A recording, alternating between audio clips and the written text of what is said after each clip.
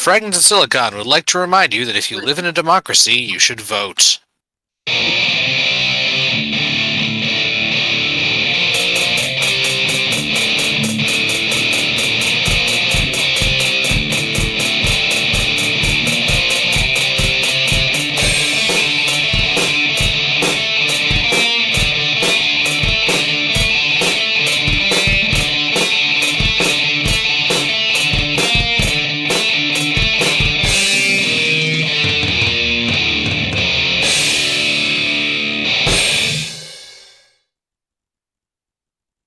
All right, welcome to another installment of Fragments of Silicon.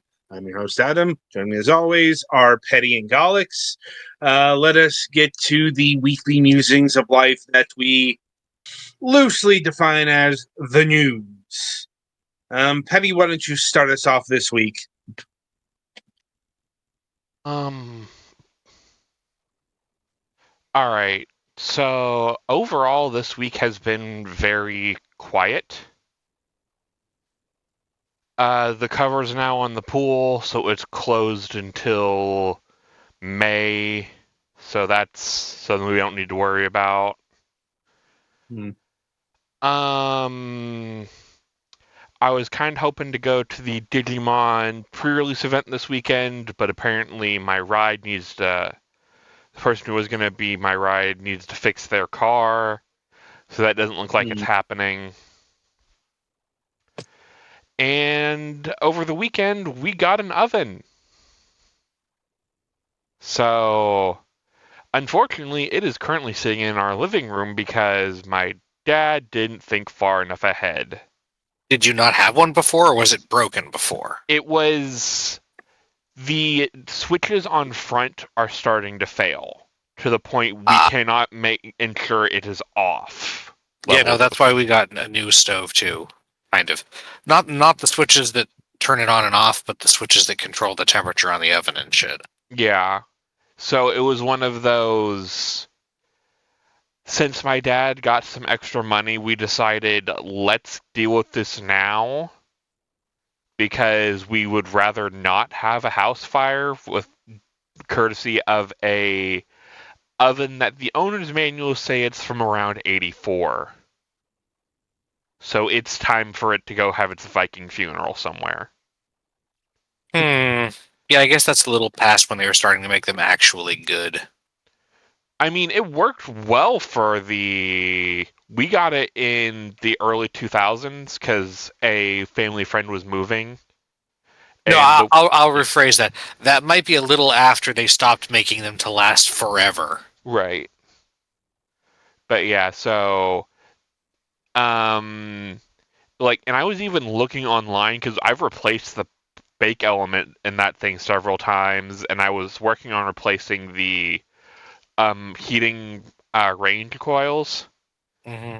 And now, since the switch is screwed, and they don't even make the switches anymore, it's so old. Because before they were using just like OEM Whirlpool parts, but these aren't.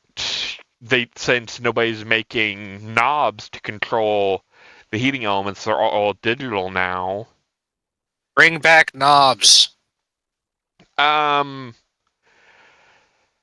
I guess this is not directed at you. This is directed at the universe. I like knobs to a point, except when they start to fail. Because, mechanical parts and failing over time. I think they're still easier to fix than electronic parts that fail. Fair. As far as gaming goes, I picked up Sonic X Shadow Generations, or whatever they're calling it. Because, spoiler warning, I'm a big Sonic fan. For anyone who doesn't know, looks over at my full playthrough of Sonic Frontiers. Yeah, it's on the review queue. I was just about to ask. That week hasn't been published yet because I'm waiting for a few things for out that week. Yeah. I'm going to try and stream some of the shadow portion on Friday, if possible. Gulix, you're welcome to join if you want. This is, I guess, kind of... But the D-pad has the Patreon Digimon Watch Party on Friday, I think, so I That's might not be fair. able to. But that's kind of in lieu of doing Digimon this week. That will probably start up again next week. Just because, again, I don't know if anyone knows this or not, I'm a very big Sonic fan. I've been dodging spoilers for the past week on this. So I haven't seen much in the way of spoilers. Like, there have been people posting like cutscenes and stuff from the shadow portion. They exist Right. if you're in the Sonic Yeah. sphere. yeah. So I'm just saying this isn't like Sonic Frontiers. Oh yeah. It's not like Sonic Frontiers, but at the same time there is lore to be had here. Hmm. So yeah, I'm going to be having fun with that. And I've also, I think I'm pretty much kind of burnt out on Vampire Survivor now. Because most of the rest of the stuff I need to do in it is just like busy work. Like clear the game with all characters. And do the inverse mode stuff. So it's like, Aren't they coming out with a new Castlevania DLC for that soon? I don't think it's free, because I've basically been doing the free stuff. Oh, okay. Yeah, it's a paid DLC. Because, like, it's on Game Pass, so I can play the free version as much as I want. And I mean, I could buy the DLC if I felt so inclined. But once I take it off Game Pass, I lose access to it. So, definitely one of those. Do I really want to throw down, like, $10 on DLC for a game I technically don't own? I'll see about buying it. Like if it comes up cheap on the Steam sale, and there's a way I can just move my save over, I'll see about it. Like see about buying it, or I'll just if I get another itch to play it again, it's on Game Pass. But yeah, I think that's it from me. Well, Alex, you're up. Well, my parents are out of town again. They're down. They're coming back tomorrow, but they're down helping out my sister with the baby because her boyfriend has to go back to work. So they're helping transition to that. So I've been trying to take care of stuff around the house. Holding down the fort, as one might say. Uh-huh. And also trying to make sure I don't eat too badly. Because sometimes I do that. Let's see.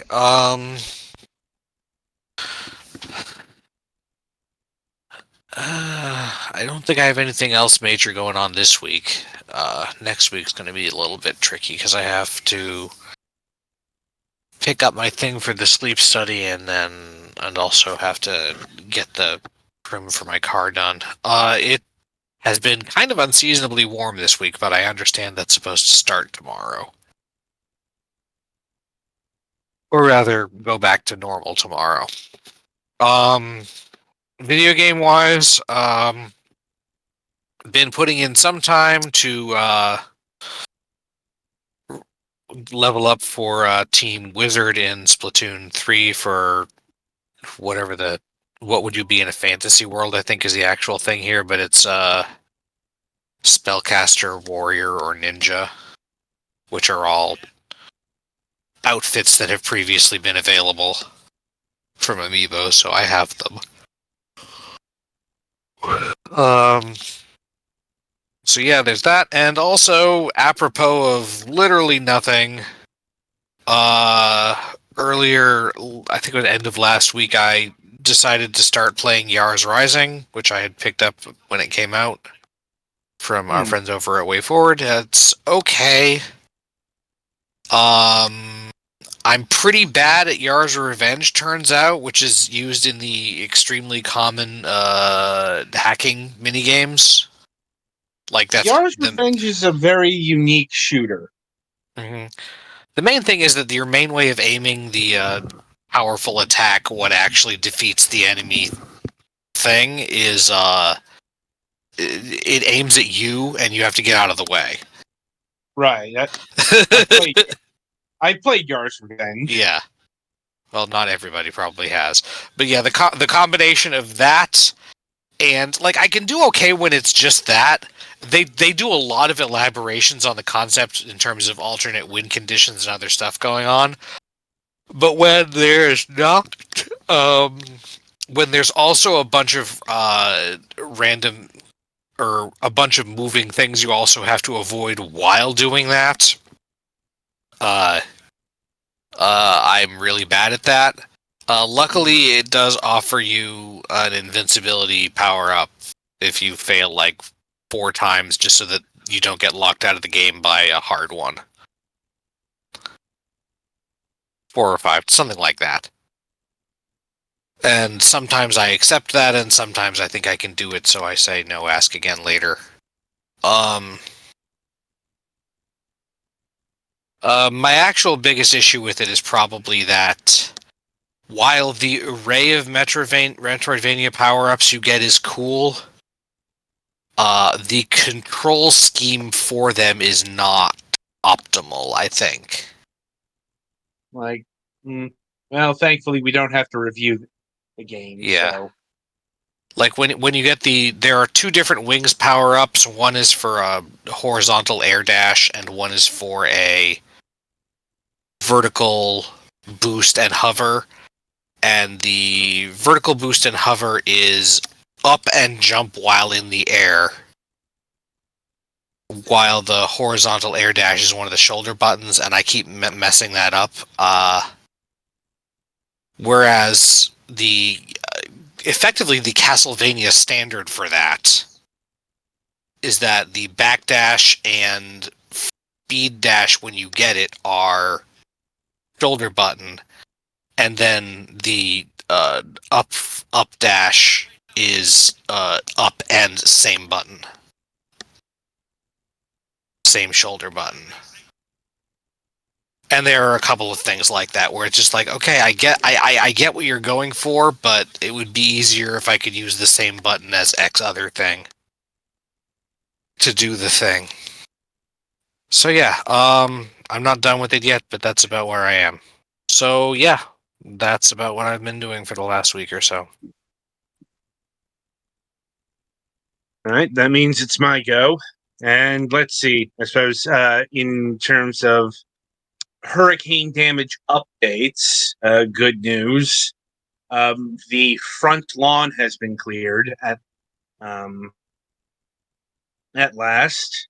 Like all the debris that was gathered or cut off from the tree that was able to be cut off has finally been hauled away. As far as the tree itself, a good deal of it has been cut and carted away. But, once again, the main body is too big for any like individual or small group, amateur group to handle. But I do have good news on that front in that the professional tree service has been penciled in for November 1st, which is next Friday. And before it's asked, that's next Friday afternoon. So it should Just not about intrude. to ask, so no intrusion on episode. Yes. And we do have a Friday show next week. At least scheduled, and the guest is already confirmed for that. Now that I think about it.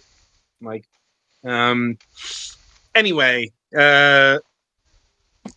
so outside of that, I did the other most important thing I could do, and that is I have voted. I had actually gotten my early voting slip before the hurricane, but you know, I was kind of inconvenienced by inclement weather. Yeah. Now that that's been put firmly in the past, or is being taken care of, I was able to, jot down a few minutes to cast my boat and put it in the mail slot. Oh, man. So, that's taken care of. I still have to vote the Yeah. old-fashioned way, because screw early voting in Missouri. Yeah. Um, that kind of thing depends on your states. Florida, with so many old people, even with Republican attacks on early voting, they still need it because, well, old people have trouble getting to the actual voting stations. Mm-hmm. Um, and thankfully, I actually voted in the 2022 election, so they didn't my voter registration either. Mm-hmm. Because remember some Democratic volunteers telling me that that was a thing that happened. I mean, I knew, but Yeah, but they usually still. can't get away with doing that unless you've been out for at least like 2 years. Right. That's what they said. Like, anyway, as far as gaming goes, still going through Pillars of Eternity. I'm at the final juncture of the second part of the White March. I'm gonna need to retreat and reconfigure my party because the party I brought is actually kind of terrible for the kind of enemies I'm fighting. Because it turns out they're immune to a certain kind of damage, and it's like my party is overwhelmingly doing this kind of damage. So, that's going to take a bit of tinkering. Also, I have started playing Silent Hill Homecoming because it's the Halloween season, and I felt like playing something spooky. It's also, I don't have $70 or a computer capable of handling the Silent Hill 2 remake, and I don't know where my Silent Hill 3 discs are. Um, I do actually own Silent Hill 3 for the PC, just it's somewhere in storage, and I don't feel like fiddling about with that. So, Homecoming it is, which is actually working fairly well, though one section just the frame rate drops for no adequately explored reason. I have no idea what's causing that. Anyway, Yahtzee was right. The dodge roll is stupid. But putting that aside, I'm not really all that far into the game to make any value judgments on the actual story. Like, I've been busy. Anyway, so I think that will conclude our, weekly roundup of news. So, merrily we shall roll along to the interview portion of the broadcast. And joining us this week is Grant Morgan of Ant Hill Plan. Hi. Hi, how you doing tonight? Oh, pretty good. Raining, but I'm in a rainforest, so what happens? Yes. You're in the temperate rainforest. I remember Yeah. learning about that in high school earth science. But putting aside interesting fauna, um, we like to get this interview started by getting to know the person behind the games, the studio, and all of that business. And we do this by asking this particular question: what got you interested in video games, both on a personal and a professional level? Um, well, personal, they were just, I played Pong, but I probably didn't really get into video games until a bit later on Uh-huh. the Ultima series and a few things before that. But it was just, I don't really think of why. Professionally, I got into it when Unity came out. And I was already a programmer. I tried other ones, and they were extremely painful and buggy, except for or $100,000 for a game development system. So Unity was nice, and it was enjoyable to work with. So I figured I'd start doing some games in that. And how long ago did you start your first Unity experiments? So Unity came out 2007, Mm. I think, is when Unity 2 came out. I just did it a little on the side. I was still doing other work. I wasn't professionally doing it. Now I do, not indie professional. I just do as a programmer, professional game deving. So, you're saying you either to clarify, are you doing this on the side, or I'm doing is the this indie on the side, okay? and the other is Unity consulting and stuff because I've been in it quite a while and doing Ah, other people's games and game-like things. okay. Um, Honestly, an interesting dichotomy. Um, like we've certainly had our more than our share of people who have worked in Unity in various capacities, but I don't think we've ever had a Unity consultant. Yeah, basically that's basically means I can do the whole game if that's what you want.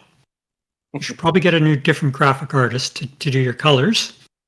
Mm-hmm. But so if someone needs everything done, then that's where that comes in, as opposed to many people just do one specific aspect. Okay. And what we're focusing on here is your personal projects, if I'm understanding things correctly. Yeah.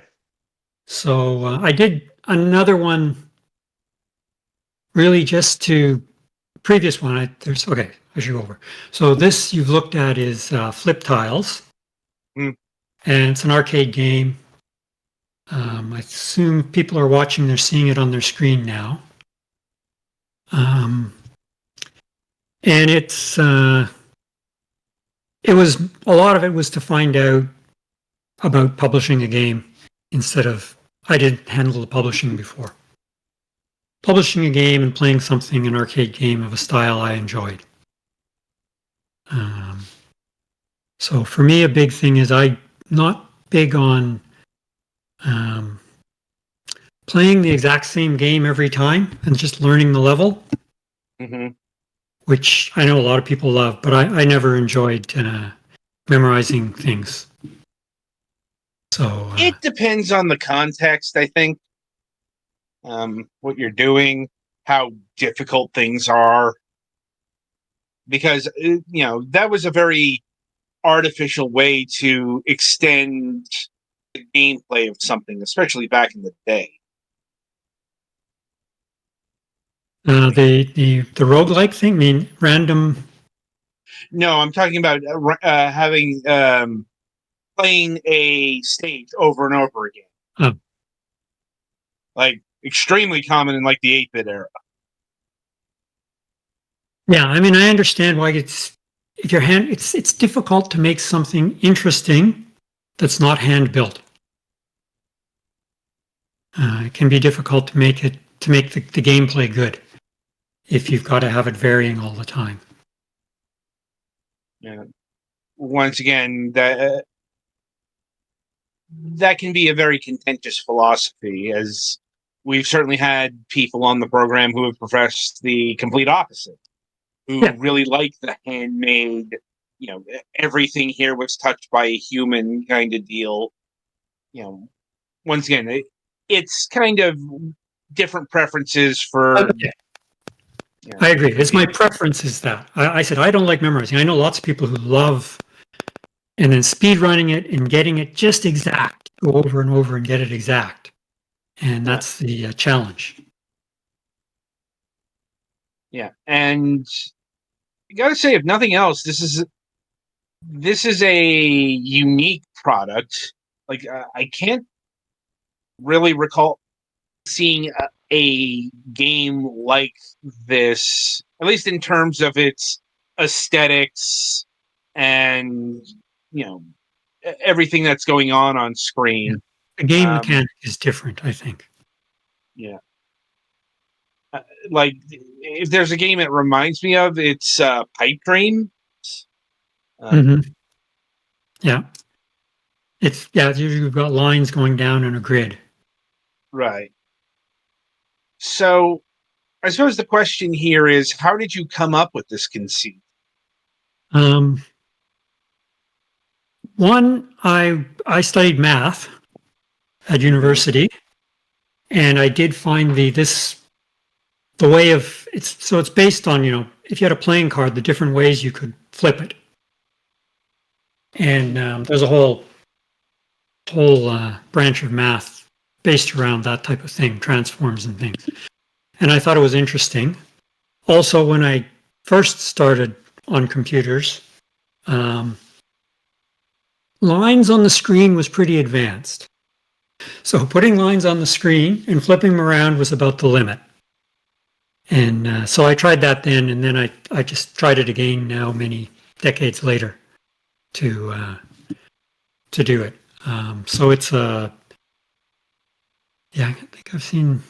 It's an endless runner with a different mechanic. Yeah, I can see where you're coming from here. Like, in terms of the let's say macro flow going on here. It's the individual parts that are very different from what we would quantify as an endless runner. Yeah, so I don't call it an endless runner, but really that's what the gameplay is. How far can you get? And things just keep getting tougher. There's also variation in how they get tougher, but they get tougher at different levels. And, right. And at first it's slow, I realized, but I figured with it's a new mechanic. And unless you start off slow, people are going to get really frustrated fast. And then it speeds up. So you have to be able to have the game play sort of down. You don't have to think each time what's going to happen. When you flip a card, when you flip a tile, you have to be able to picture that. Right. And I'm assuming that all the buttons down here are the various visualizations of what will happen to the tiles. Yeah. So there's like a turn right arrow, turn left arrow, sort of a 180-degree arrow. And then the other ones, the axis you flip the tile on. If you had a playing card and you sort of drew a line on it and then flipped along that line, that would show what's going to happen. Right. And going along the lines of the Steam pages blurbs here, your task is either to avoid the enemy ships and bases or shoot them and take their diamonds. Now, is the shooting and the taking of their diamonds a primary objective, or is that like a choice? How does all that work? So that's a choice. And I thought, like, if you note at the end of when you finally lose, you either get shot too much or you fall off. You go too slow and you fall off the end because it keeps forcing you to go faster. It shows you your score at the top, and it adds the diamonds into the score. So for people who are going, well, I can only get this far. If you shoot more enemies and collect more diamonds, you'll get a higher score for getting to the same, I guess you call it, difficulty level in the screen. Up the same distance to the enemies coming at the same speed and the board moving at the same speed.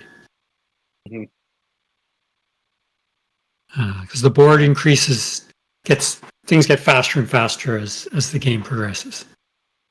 Yeah. Right. So before I continue my line of questioning, Petty, you reviewed the game just a few days ago. Is there anything in particular you want to ask? Not really. Like, I wasn't very good at the game, but I'm also just like having a hard time visualizing like how it's supposed to work. Because that's more of a me being incompatible with the game type situation, which it happens. Okay, fair enough. And we did go ahead. learn in the pre-show that apparently there were some bugs that popped up during my footage that are going to be addressed. Yeah. So, as he said, he had trouble understanding that the tutorial on part of it didn't show. I'm guessing. Right. Yeah. Right. And so, how long did it take you to build flip tiles here? About well, calendar time, I think 5-6 months. Hmm. The thing less than that actual work time, but about 5-6 months to. So as for the programming part, the big problem was the designer, me, kept changing his mind, and so having to reprogram things. But I think that's normal, in especially if you're doing something that's a bit different, like this game mechanic, and how difficulty levels were another thing. I thought it was about the right difficulty. Petty fan thought it was too difficult. Another reviewer on his second play did way better than I've done after hours and hours of play.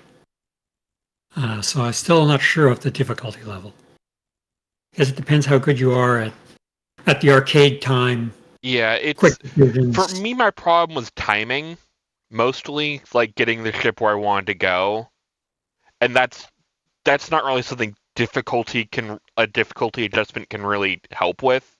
That's just a failure on my personal end.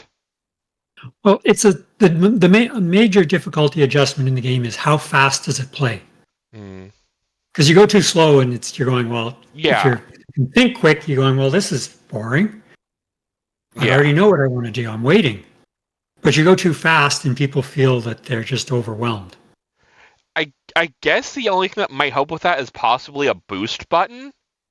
So somebody can go faster if they want to, but then also gear down if they need to for like more complicated sections. I'm pretty sure it's, but that's at a higher level. That's one of Yeah. the optional powers you can take, is to go fast. Mm.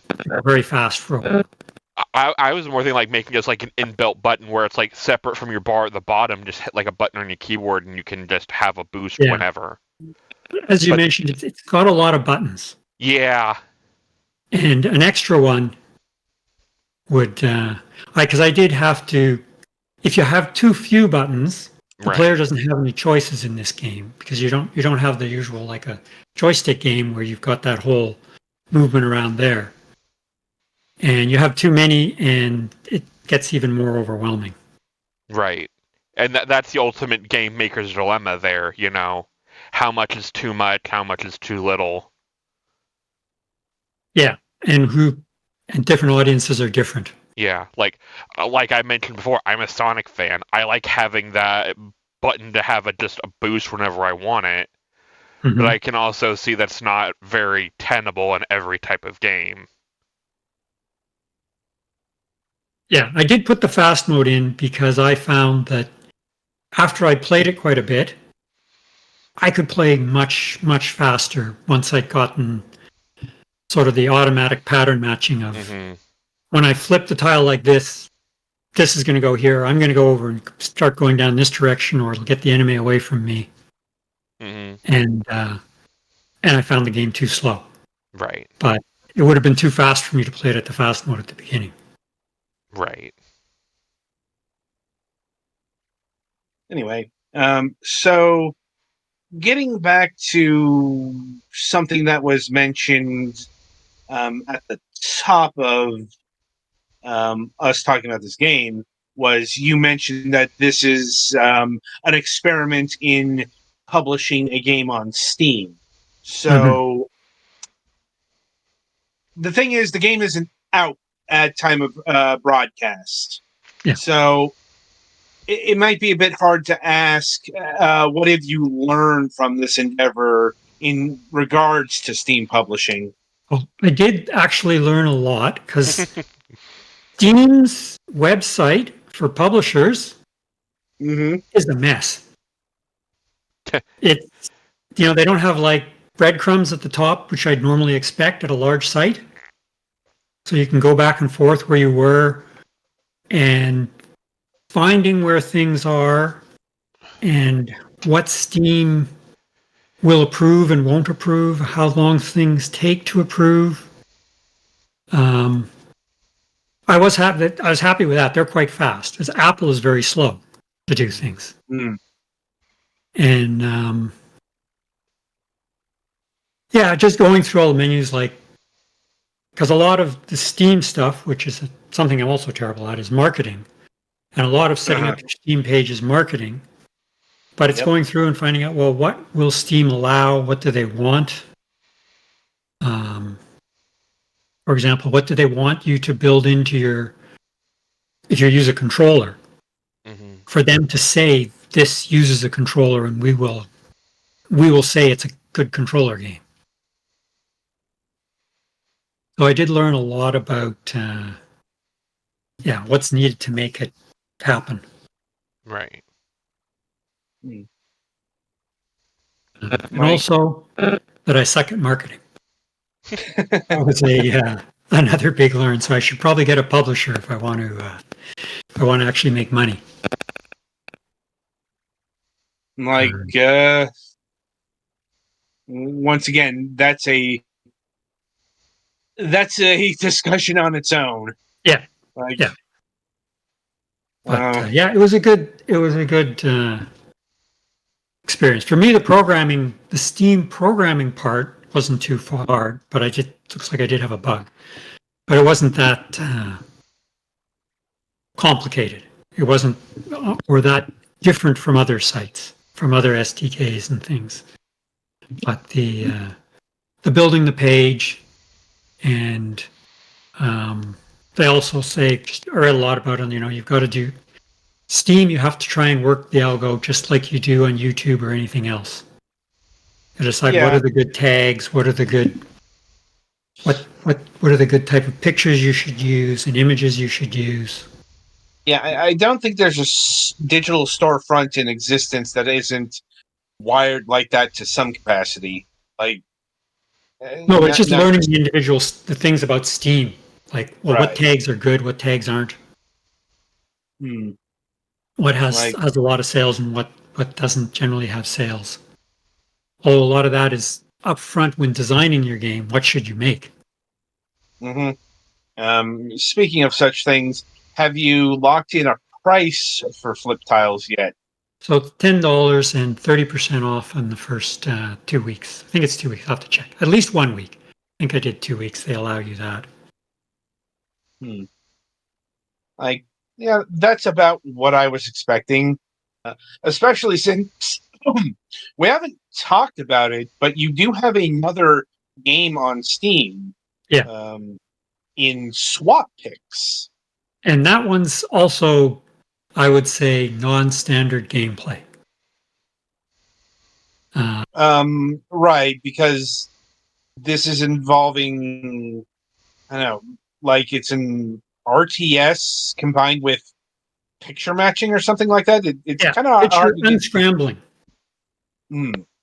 So you have scrambled pictures. It's not a regular grid, but it is like horizontal and vertical lines. But the sections are different shapes, so the images get distorted when they're moving around.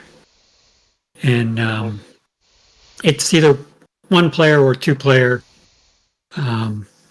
You have to unscramble your home area to make production run. And then the computer or the other player will be unscrambling their home area. or 3 home areas to make it run. Because I had this picture scrambling, but I didn't want to make 1,000 pictures, which is what you have to do if you just do a straight picture screen. You got to have 1,000 nice looking pictures to be interesting. And in this one, it comes with speed thing. How fast can you unscramble them? And then they will get rescrambled when your opponent scrambles the corresponding picture in their home area. The pictures are of the map of the home area. So, and you can set difficulty again. I'm presuming procedural generation had a hand in this one as well. Yeah. So the map is procedurally generated where the roads are, where your home bases are, where the neutral bases in the center, which you're trying to take over, are. So that the map will change each time. So you can't, because once you've unscrambled the pictures a few times, it becomes fairly easy. Because you really know those pictures really well. It's not so interesting doing the exact same picture again and again. And it's very short gameplays, generally, unless maybe if you got an opponent who's really evenly matched with you, generally one game is 2 to 5 minutes.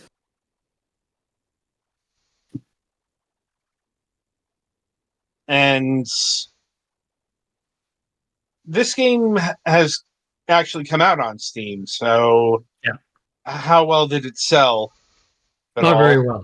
It's doesn't work. I better promote a lot more. But that one I had around and I put it on Steam. I had most of the programming and mechanics done. So that one wasn't very that was only a couple months work. I see. So it wasn't a lot of work.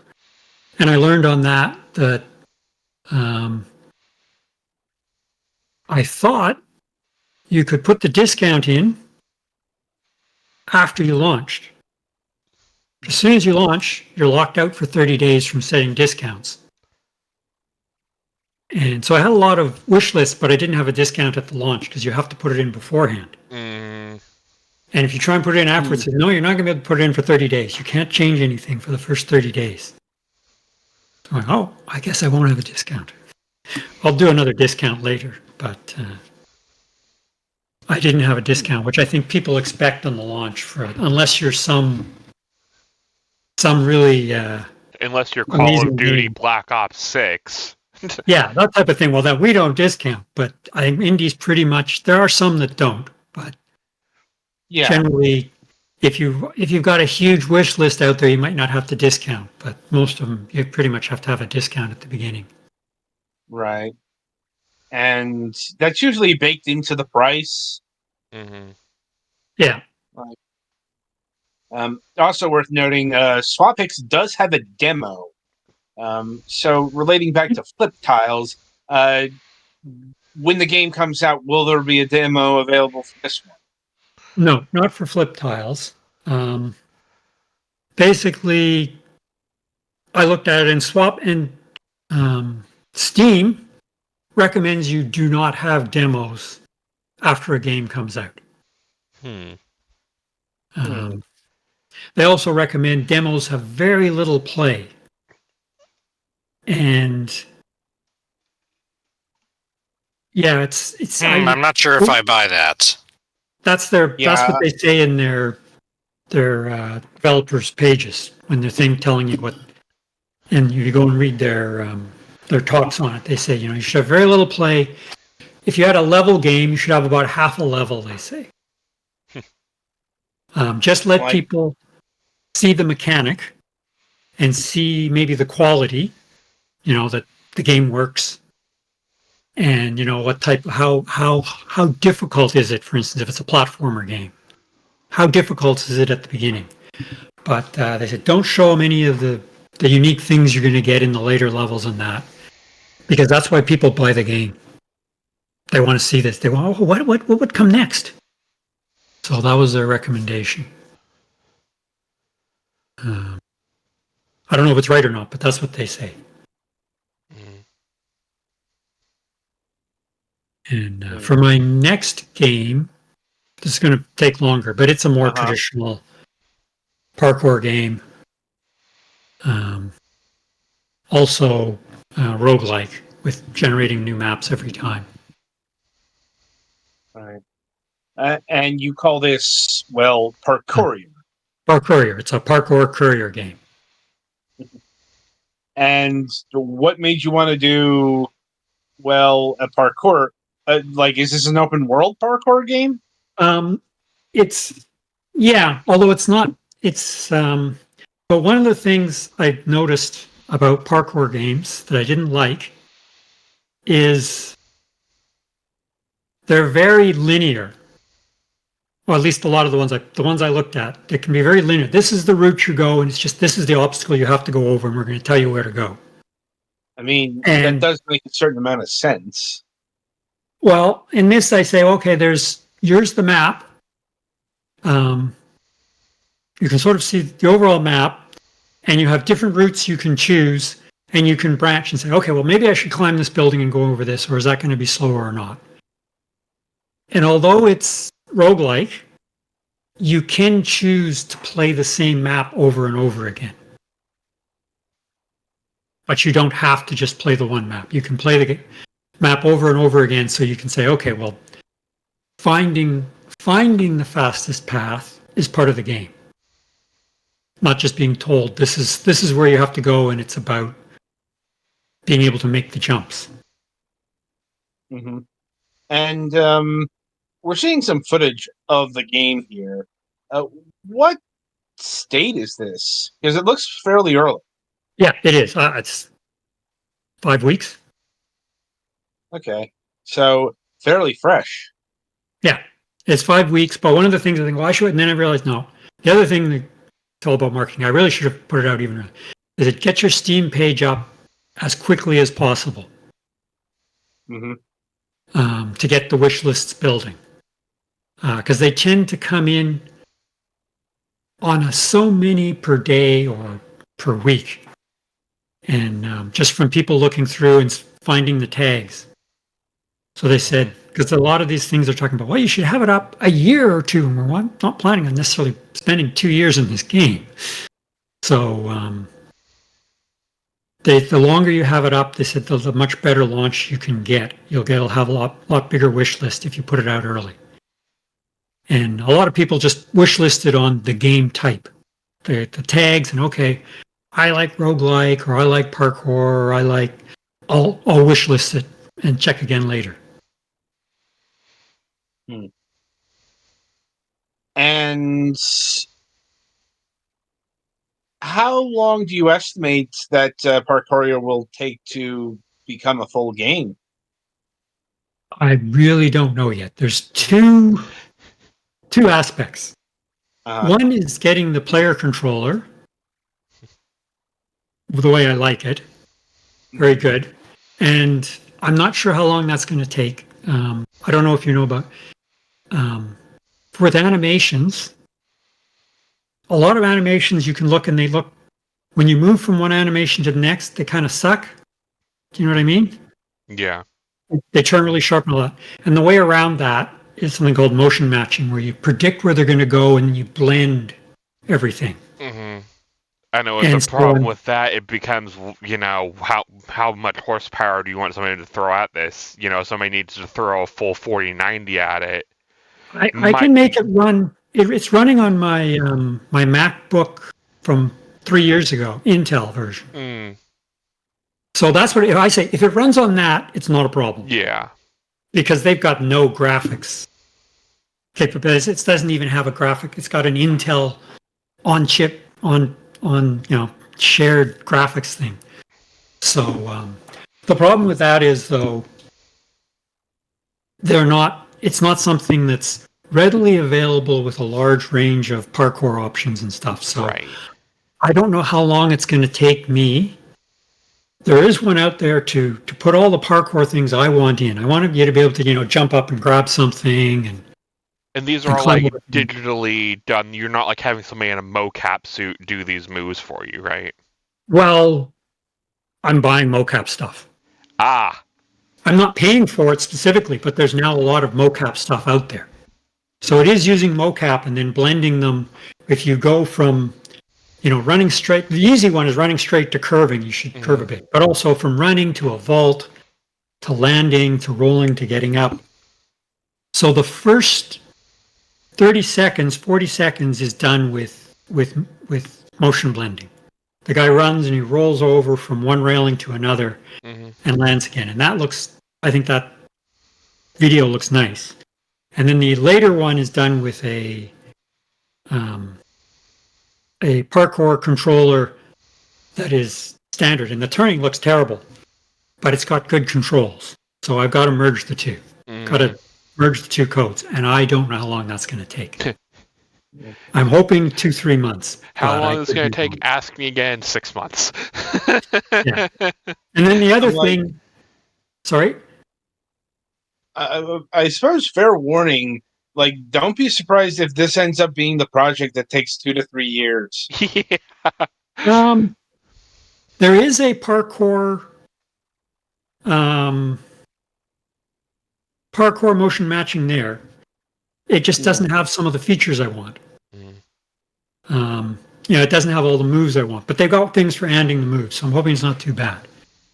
But the other thing is making levels, procedurally generating levels that are interesting, give you lots of options, Right. and doing it in under, I'm saying under 10 seconds. I probably could do it under 5 seconds. Yeah. I figure people could wait 5 seconds from when they hit a menu saying, the world is being generated, or the shards are coming together. Yeah. It can wait 5 or 10 seconds. And that doesn't take a graphics processor. So it goes pretty fast.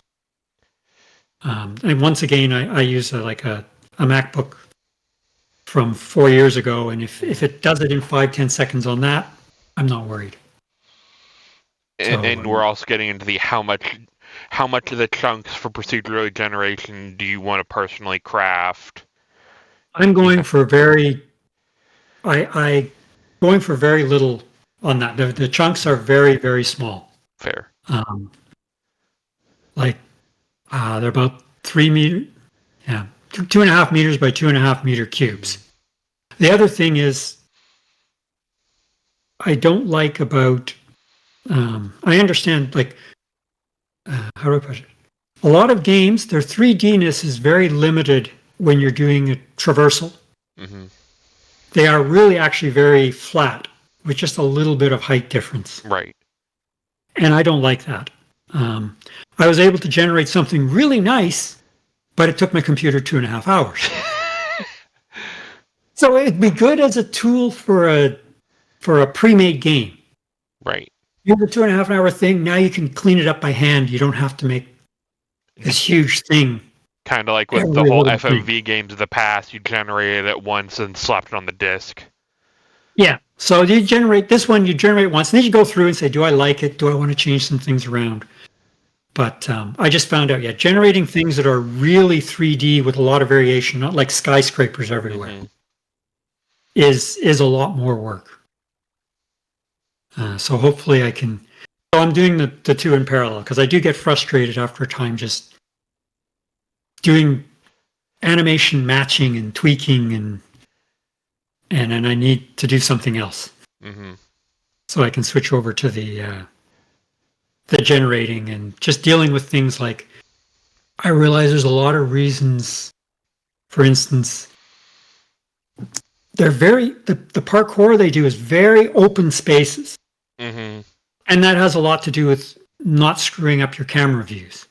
Yeah, and also, getting the algorithm rules right so it's not giving you a just untenable path. Yeah. So that's one of the big things. That's going to be the fun part. Good luck with that.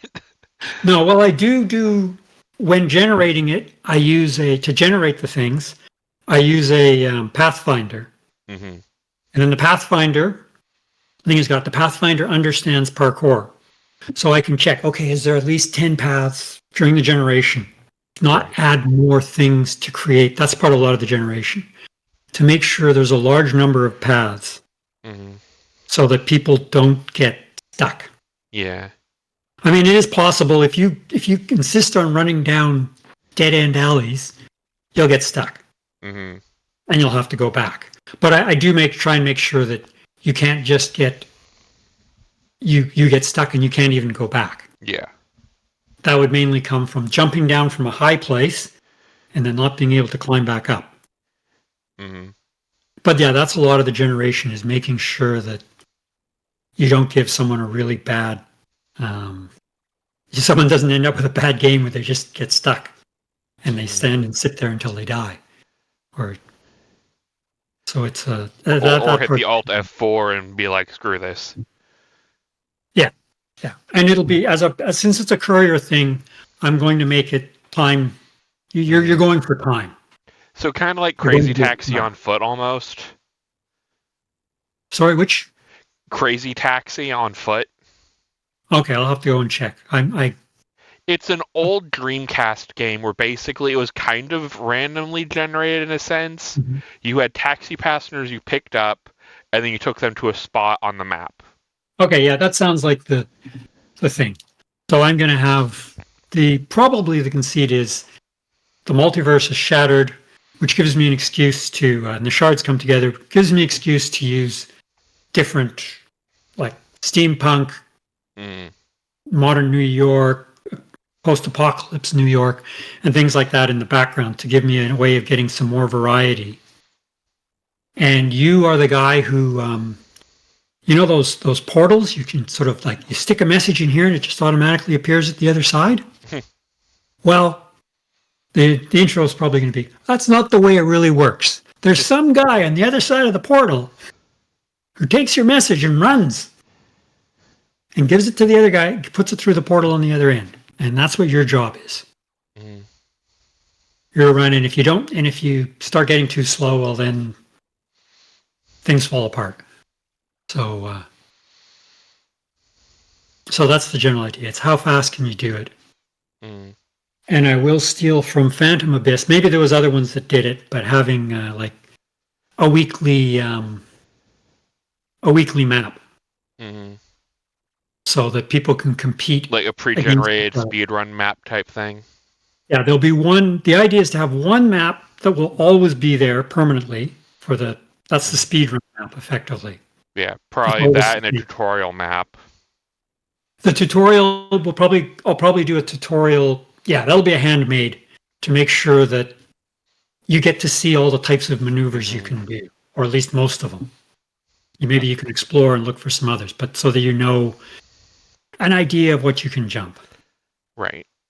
Without power-ups. Once you get power-ups, well, you're going to have to figure out how good the power-up is. That's on you to sort out. Yeah. So, but yeah, I figured a weekly map for people who want to have high score competitions. Because otherwise you can't really do competitions with a roguelike. Mm-hmm. High scores don't mean much. I guess they mean a bit, but so a weekly map that doesn't change for 1 week. And a one map at the beginning, so people want to speed run it or something, they can just speed run it. Right. Now, any idea if you want to like make it so you can like replay a seed? Yes, you will. That's one thing you will. That's what I was going to say. Definitely, you will always be given the option. Do you want to? Because this is in the beginning of the game, you incarnated in this map. Do you want to reincarnate in the same place and play it again?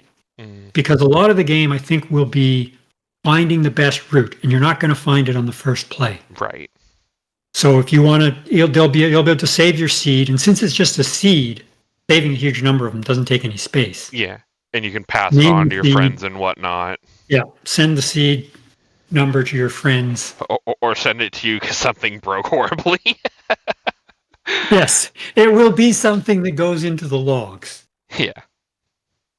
Because the seed doesn't have to be that big. Right. It's really just one number. Yeah. One integer.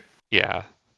So send it through the seed. Send me the seeds because, yeah, I already keep seeds for myself because, wait, I couldn't jump here. Yeah. For some reason, I just fell through the floor on this chunk. Oh Well, that no. hasn't happened in hours. That chunk was not supposed to exist. That's a dev 1 second. Stuff like that. So that's why I don't know how long. I really don't know how long it's going to take. Yeah. I mean, I could make something that would always work, but it would be pretty boring. Yeah. Neat. So, And I suppose it's a hard question to ask at this stage, but once again, have you thought about how much a game like this is going to cost people yet? probably 15, but I will be looking for a publisher once I've got something not like that prototype you've seen. Yeah. And then I have no problem with them. If they tell me, no, this game should go at this price, that's what they do. Mm-hmm. And I also don't have a problem with them saying that, you should have these two environments look too much the same, or this is a really popular thing. You don't have enough fantasy in it. That type of, because I'm going to have a steampunk, and I'm going to have, because I like steampunk, because you got all those steam pipes. Mm-hmm. And pipes are great for parkour. So Just as long as you don't fall off of them. Well, yeah, but they're interesting for parkour. Yeah. Friendly reminder to everyone out there: be careful trying to do parkour in real life. Save Yes. for the professionals. Anyway, yeah. So I will ask. I look for a So- publisher, and I will take their advice on things like, especially if they say, well, this artwork, and also probably have them play test more on Mm-hmm. on basically on making sure it doesn't have frame rate problems. Right. right. And adjustable. So how much can you? The other almost the time. The other obstacle in the game, which is a bit different, is you're gonna run a bunch of courier missions, but to keep you from one problem I'm worried about is people go, well, this is clearly the best path, and my missions keep going over it, so I'm just going to do this, and that's kind of so. There will be a glitch in the world so that your past selves run their missions over when you're doing the next mission. So you have a problem that you can run the same thing, but you got to get out of the way of your past self. You become an obstacle for yourself. Mm. So that if there has a bottleneck, you have to be careful about not using it all the time or running through it quickly and things like that. Mm-hmm. And I've programmed that before, so I'm not worried about that from a technical point of view. Mm-hmm. But possibly for overloading, that they might have to cut down the graphics on your past selves. Right. Doing hero graphics for a dozen characters is, world-wise, it's not hard explaining. Yeah, your past selves are kind of ghosty. They're not fully there. Yeah, low poly models for the past cells is probably the way to go with that. Yeah, I'll probably turn them down, and I won't necessarily track all the hand movements and things. Mm-hmm. Just basically, it's going to be a floating hitbox for all intensive purposes. Yeah, it'll be a floating hitbox, and I'll try and still make it look as good as I can. Mm-hmm. But it won't have the full animation unless the game takes 2 or 3 years, in which case that probably won't be a problem. Yeah. The level I design now, in 2 or 3 years, it won't be a problem running a dozen hero characters. Well, only time will tell on that front. Yeah. Anyway, I want to thank you, Grant, for coming out today and talking about your experiments in Steam publishing, as well as your upcoming big project. Hopefully, everything goes smoothly. Well, Anyway, thank you for having me. No problem. It was Anyway, interesting. so the game And is, I was going to say your um, review was useful for me. always good when somebody actually watches one of those things. Yes, I will Like- change a second preset with numbers as an option for the keys. Mm. Anyway, So so yeah, the game is Flip Tiles. It is coming out on Friday on Steam for $9.99, 30% off at launch. So if you want to go wish list it, I'm not sure how much that helps. A couple days out from release, but it reminds be people. Mm-hmm. yeah. And failing that, be sure to pick it up when it launches in a couple of days. Betty, play us to the next segment.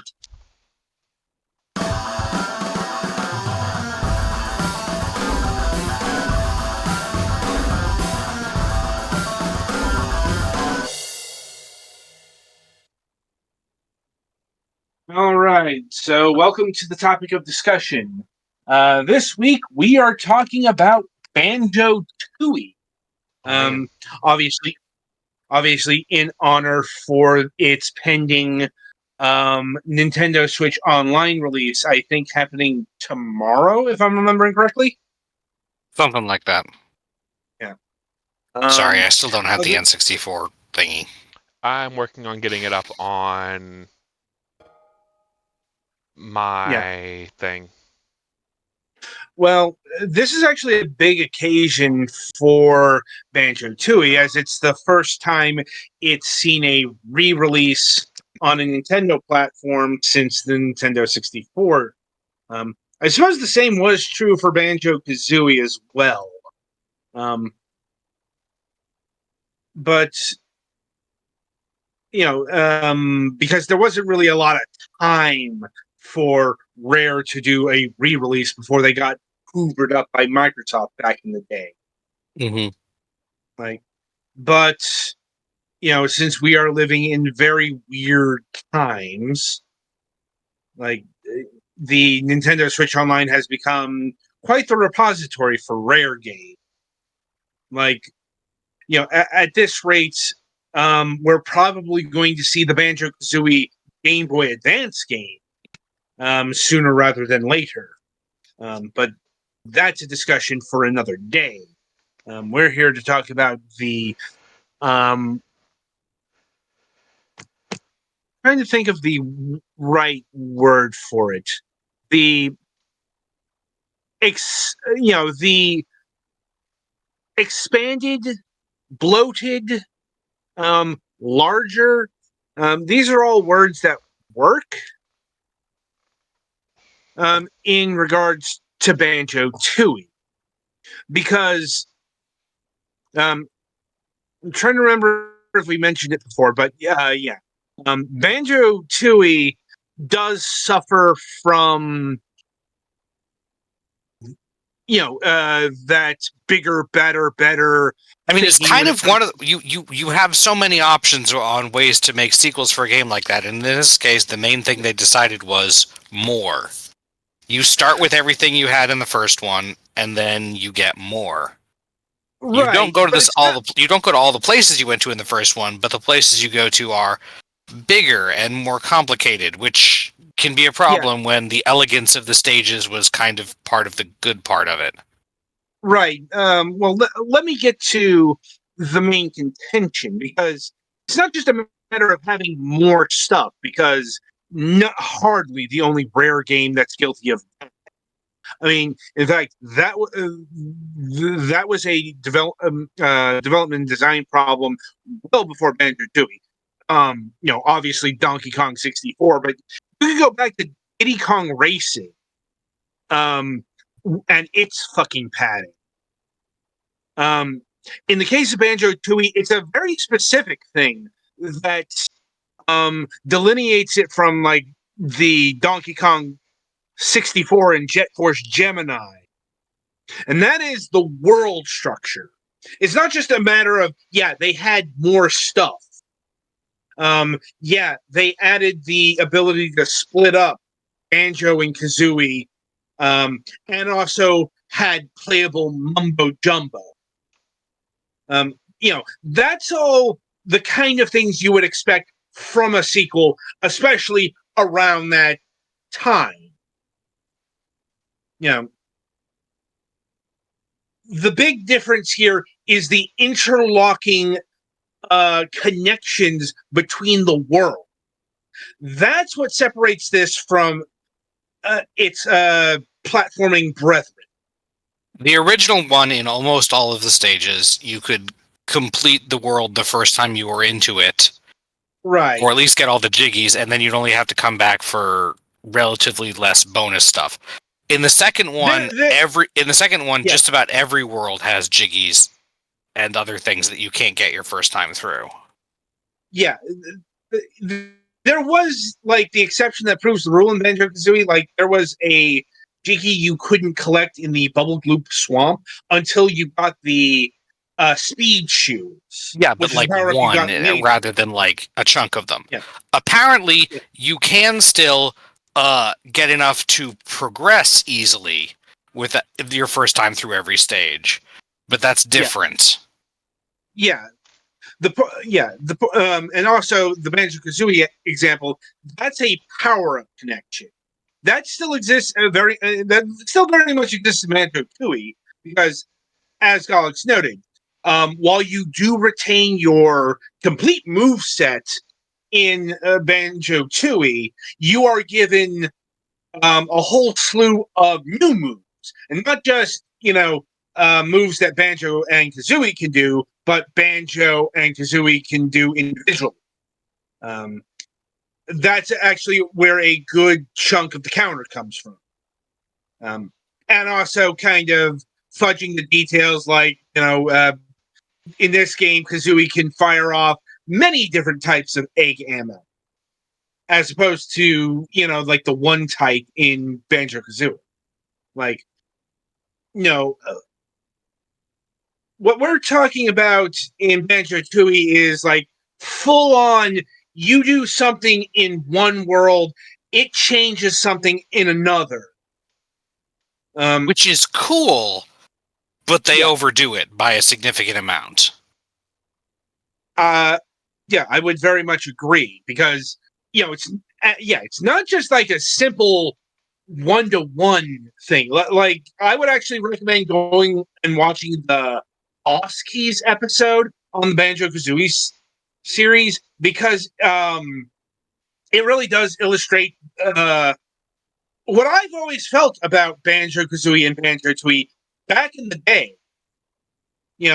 Like Banjo-Kazooie actually like perfectly expanded on the Super Mario 64 formula while not overdoing it too much, which is kind of a miracle in terms of Rare's game design at the time.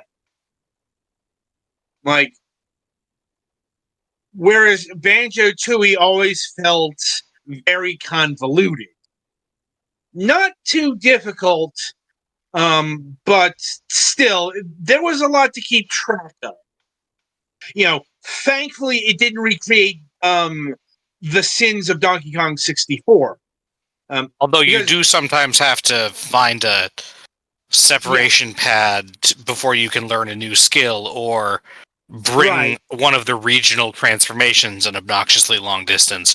But it's not like in every stage. Yeah, there are different colored bananas that you have to get every Kong. And there's like every Kong has a power up, everything, and the worst part is you can't change on the fly. So much of your time in Donkey Kong 64 is mindless backtracking because you don't have the right monkey. Banjo-Kazooie, Banjo-Tooie admittedly does have a bit of that, but it's so much less than Donkey Kong 64.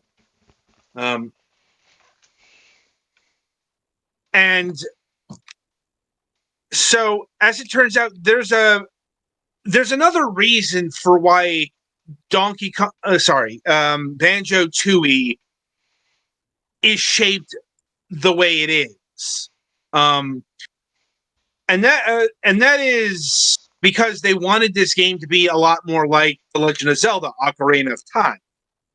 You know, and that kind of falls into the Rare philosophy of 3D platformers, because there's a different point of contention when it comes to these things, and that is the whole calling them platforming game. Like, there is maybe not a sizable contingent, but they're definitely out there. The people that will argue that the Rareware platforming games aren't platforming games, because what is the defining characteristic of a platforming game? The platforms. Yes. You got to do a lot of jumping and moving.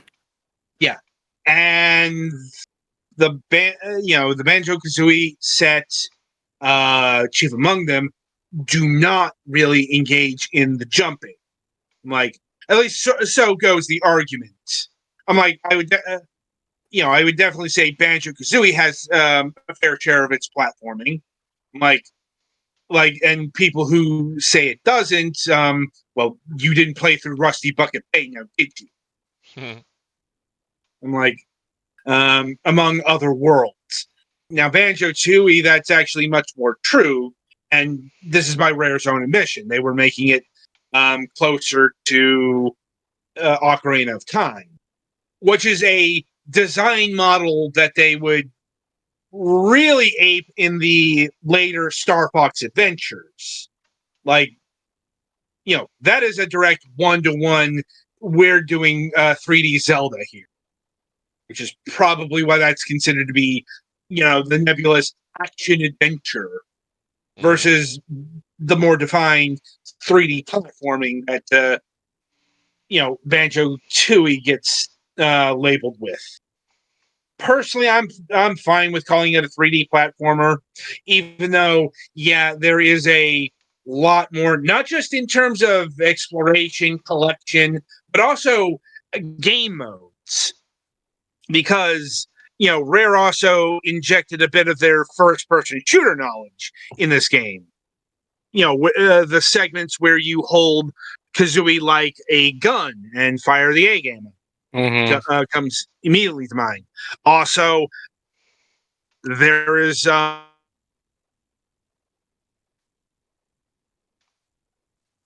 Yes. the competitive. Sorry, did I cut out there? Yes. Yeah, there is. Yeah.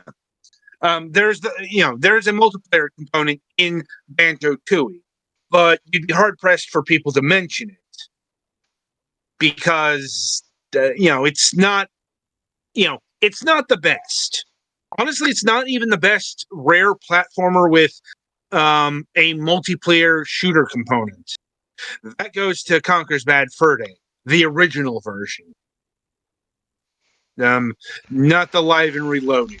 Well, that game had a lot of questionable things about it. Yeah, let's censor Conqueror. That's clearly a wonderful idea. Yeah. Well, once again, that's a discussion for a different day.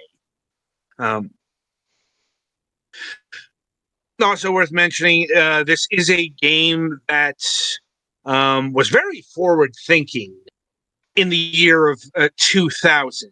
Not the first Rare game to do these things either, but it is worth noting that the original version of Banjo-Tooie, and this is important because the Nintendo Switch Online version is going to be the original version, as opposed to the version we've got on screen here, which is the Xbox One, Xbox 360.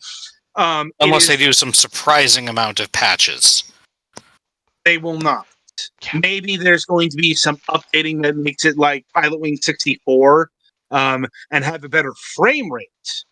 That's actually another thing to note, because this is a late stage Rareware game, so the frame rate was very, very stuttering.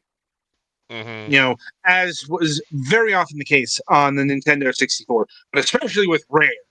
Like, I honestly can't remember. Like, I think maybe Diddy Kong Racing, but I remember even as far back as GoldenEye, Rare was having problems with the frame rates. We're talking, hitting 30 FPS, is the ideal. Mm-hmm. Where we're running more like 20.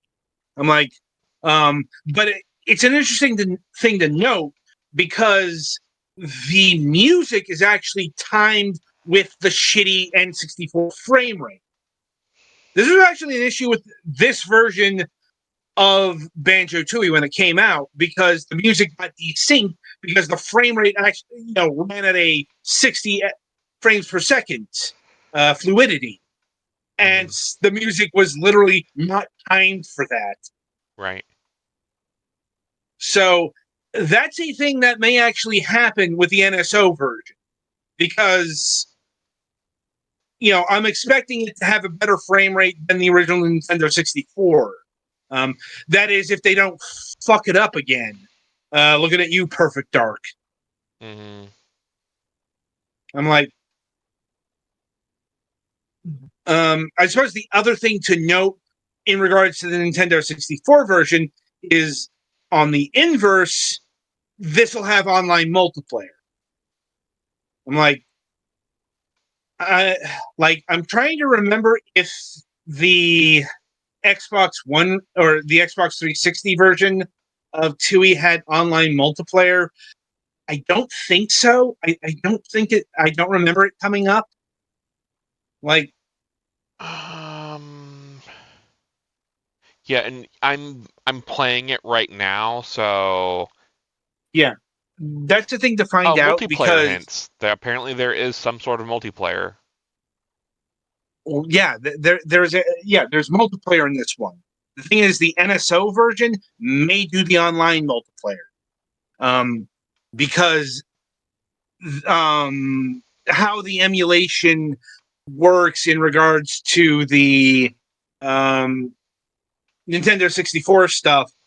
Well, really, all the ROMs and stuff is it's capable of doing online gameplay. That's a big reason why the NSO version of GoldenEye had online multiplayer, and the Xbox Live version did not. I mean, the other reason is because that is the deal that Microsoft and Nintendo worked out.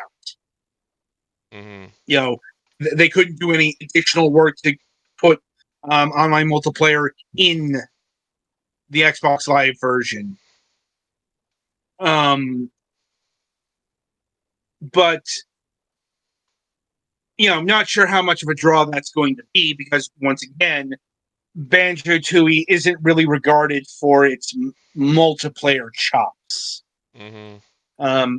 Still, this does bring another big rare game, not just in terms of its design and content, but its stature, to the Nintendo Switch Online. And there's only a few more N64 games left in that corner. Let's see. I think Killer Instinct Gold. The big ones are Donkey Kong 64 and Diddy Kong Racing. And Conker's Bad Fur Day. And we could, the one that we could see next is Conker's Bad Fur Day, if only because, that was another game that Rare published on its own. It's going to be published by Microsoft. And the Nintendo Switch Online now has the mature app, in order to release M-rated games. Yeah, or else they would have had port Live and Reloaded, and I think that would have pissed a lot of people off. No, that was still M-rated. It was censored, but it was still M-rated. Don't ask me how that works. Yeah. Oh, right. It's because they only censored the word shit because it was 2004. Oh no, they censored a lot more. Meanwhile, we're here in the year of 2024, and Marvel movies and Marvel television shows use the word shit on the regular. It's amazing how things change. Anyway, and finally, Mickey Speedway USA. Probably the game least likely Yeah, like to hit hell's the. gonna freeze over before we see that one again. I wouldn't go that far. It depends on how amiable Disney is. The thing is, Disney's actually been surprisingly amiable when it comes to their old games. Like the PlayStation Classics has been getting a ton of Disney games, either stuff that they had a hand in or stuff that they inherited, like LucasArts. Right. But that would still take a bit of cajoling between Nintendo, Rare, and Disney. But if they could get fucking GoldenEye out into the wild, I'm pretty sure they could get Mickey Speedway USA. Possibly. Anyway, so as far as Banjo-Tooie goes, if nothing else, this will keep you occupied for a good long while. It's just I'm not exactly sure why they selected this game for the spooky season.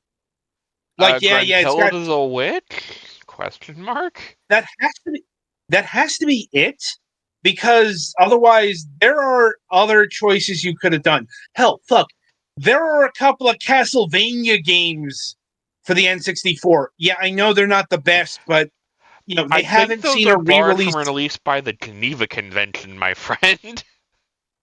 The second That one doesn't- apparently isn't actually that bad, and the first one is just kind of incomplete and has a very rough start.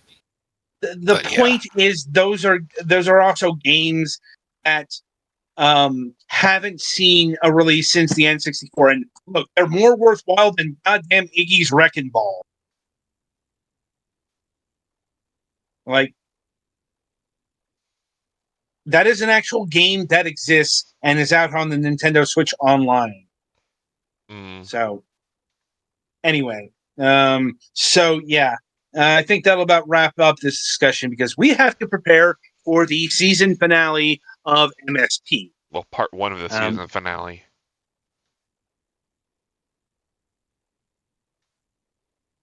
But in regards to this program, we have a Friday show, but it's going to be our, if everything goes correctly, because guests can be flighty and such, it's going to be the grand debut of MSP handling European guests. So we'll see how that goes. Maybe. Like I said, there's a bit more way of moving parts, not just in terms of the guest, but Mac wants to be there since it's an MSP broadcast. We'll see how that goes. Anyway, coming up on the Sunday reviews, we'll be having reviews of Adon in Danger, Base Defense, Rhythm Meets Strategy, Stardiver, and Lanternium. Until next time, I shall wish you good gaming.